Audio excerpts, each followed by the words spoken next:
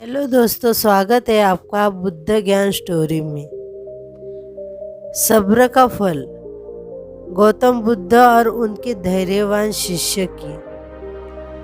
सब्र का फल मीठा होता है, यह लाइन तो आपने जीवन में कभी कभी ज़रूर सुनी होगी। तो दोस्तों, आज मैं तो कहानी बताने जा रही हूँ सब्र विषय पर।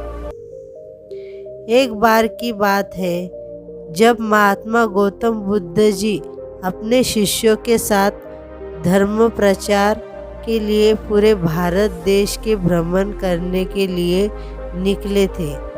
उसी दौरान वह एक जंगल से गुजर रहे थे। तभी उन्हें बड़ी जोर की प्यास लगी। उन्होंने अपने एक शिष्य से कहा कि हे शिष्य, जाओ और मेरे लिए पानी का कोई व्यवस्था करो, पानी लेकर आओ कहीं से। उनका वह शिष्य तुरंत ही निकल पड़ा पानी की खोज में। पानी की तलाश में कुछ दूर निकल जाने पर उसे एक नदी दिखाई देती है। लेकिन उस शिष्य ने देखा कि नदी में बहुत सारे लोग नहा रहे थे। नदी में कुछ लोग पशुओं को धो रहे थे। नदी में कुछ औरतें कपड़े धो रही थी, कुछ लोग बर्तन धो रहे थे, वगैरह वगैरह। अर्थात नदी का पानी बहुत ही ज़्यादा गंदा दिखाई दे रहा था। वह शिष्य समझ नहीं पा रहा था कि उस गंदे पानी को कैसे अपने गुरुदेव के पास ले जाए, क्योंकि इस नदी का पानी बहुत ही ज़्यादा गंदा था, पानी पीने का योग्य नहीं था। अर्थात वह शिष्य निराश होकर वापस अपने गुरुदेव के पास चला गया। गौतम बुद्ध जी से उस गंदे पानी के बारे में बताया और उसने यह भी बताया कि यहाँ पर आसपास में कोई भी ऐसा पानी नहीं है जो पीने का योग्य हो। फिर महात्मा गौतम बुद्ध ने अपने एक दूसरे शिष्य को आग्रह किया कि जाओ और कहीं से पानी खोजकर लेकर आओ। उनका दूसरा शिष्य निकल पड़ा पानी की खोज में। उसने भी आसपास बहुत छानबीन की। छानबीन करने के बाद यह निष्कर्ष पाया कि सचमुच में कहीं भी पानी पीने योग्य नज़र नहीं आ रहा है।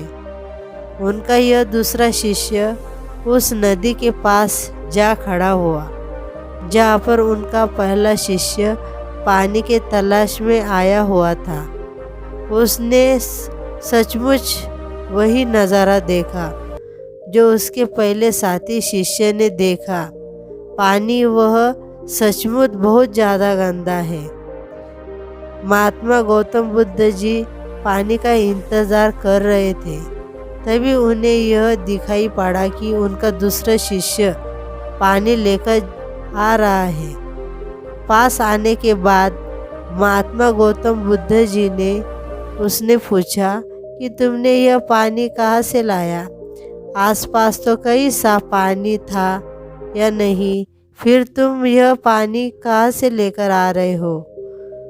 तो उनके दूसरे शिष्य ने कहा और जवाब दिया कि गुरुदेव, यह पानी उसी नदी से लेकर आ रहा हूँ। सभी लोग बड़े आश्चर्यचकित हो गए कि यह कैसे हो सकता है। पहले शिष्य ने तो यह बताया था कि उस नदी का पानी बहुत गंदा है।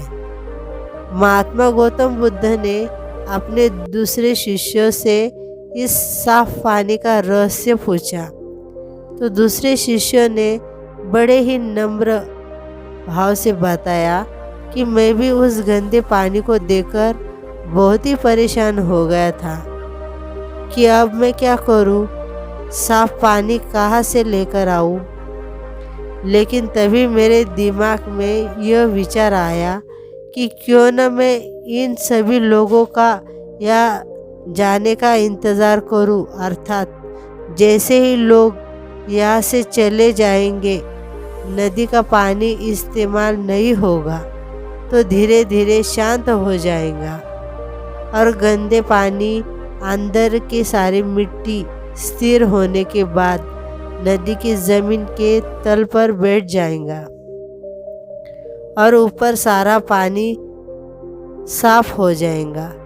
और अंततः यह मैंने किया, उन लोगों का जाने का इंतज़ार किया और जैसे ही वह लोग चले गए पानी धीरे धीरे स्थिर हो गया तथा उस पानी में घुले हुए सारे गंदगी नदी के तल में जाकर बैठ गए, जिससे ऊपर का पानी साफ दिखने लगा, यानी पानी साफ हो गया।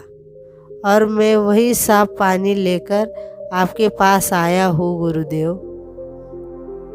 महात्मा गौतम बुद्ध जी अपने दूसरे शिष्य की इस बात को सुनकर बड़े प्रसन्न हुए और उस पानी को पीकर अपनी प्यास बुझाई तथा साथ ही साथ बाकी के शिष्य को यह संदेश भी दिए कि सब्र का फल मीठा होता है। अर्थात इसी तरह से अगर हम कोई भी कार्य करते हैं तो उस कार्य में तरह तरह की समस्याएं आएंगी, तरह तरह की परेशानी आएंगी, लेकिन हमें उन परेशानियों का सब्र के साथ सामना करना चाहिए। सब्र के साथ अगर हम परेशानियों और दुख का सामना करेंगे तो अंत में हम उस परेशानी और दुख से ज़रूर उभर जाएंगे।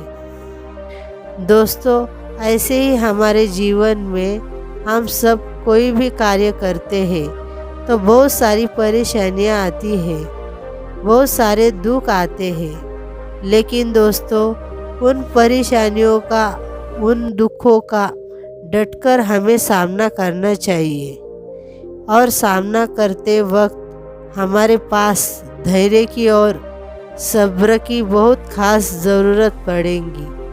तो दोस्तों, बिना डरे बिना सहमे सब्र करते हुए धैर्य के साथ परिश्रम करते रहे, अपना कर्म करते रहो, तो एक दिन आपको उसका अच्छा फल ज़रूर मिलेगा। तो यही है दोस्तों आज की कहानी।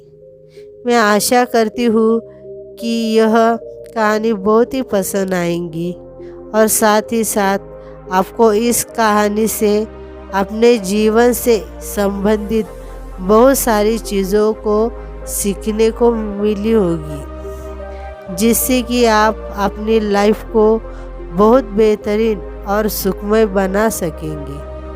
धन्यवाद।